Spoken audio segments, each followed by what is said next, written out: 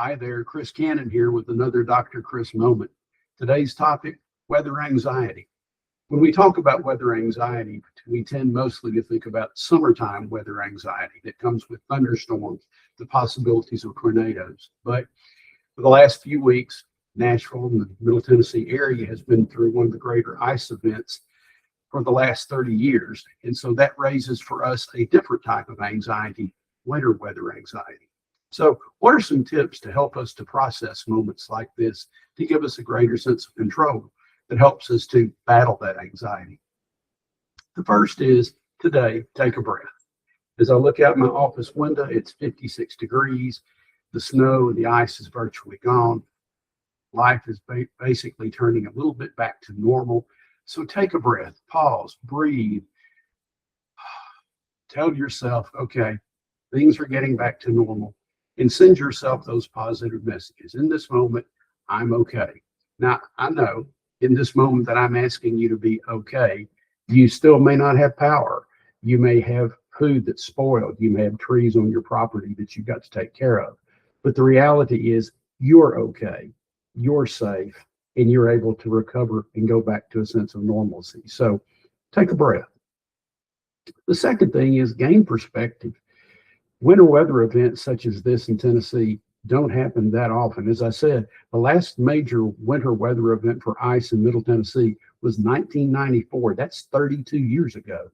So one thing that we need to do in these moments that we can have these heightened senses of what might happen is to keep things in perspective. This isn't going to happen every year, just like our huge flood in 2010 hasn't happened since. So again, let logic guide our emotion and balance logic and anxiety to let us know that we can handle things historically. The third issue is review. What did you do well getting ready for this winter weather event? Are there things that you purchased that you bought that you were ready to have? Did you have extra flashlight batteries? Did you have extra food? Did you purchase things that you're really glad that you had? So review that.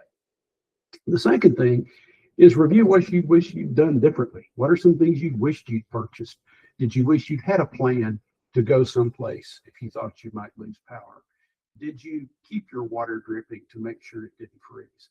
So as well as think about what you did do, think about things you wished that you had done, and then sit down and write it down. Put all of this in a written plan. This is what we did that worked really well. These are things we need to think about next time. Review this with your family, and then either keep it in a Word doc on your computer, put it in a file folder where you can get to it.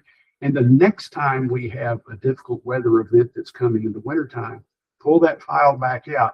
And immediately when you read that file, that's going to take you back to what we have just lived through. And it's going to remind you of everything that you really did well. It's going to remind you of everything you've written down that you want to do differently. You're going to make a plan from that. And then from whatever weather events headed your way for winter weather, it's going to make you feel what? Less anxious. So think about these tips, because everything we've talked about here is about gaining self-control. Anytime our anxiety takes off with us, it's because it takes off without our self-control.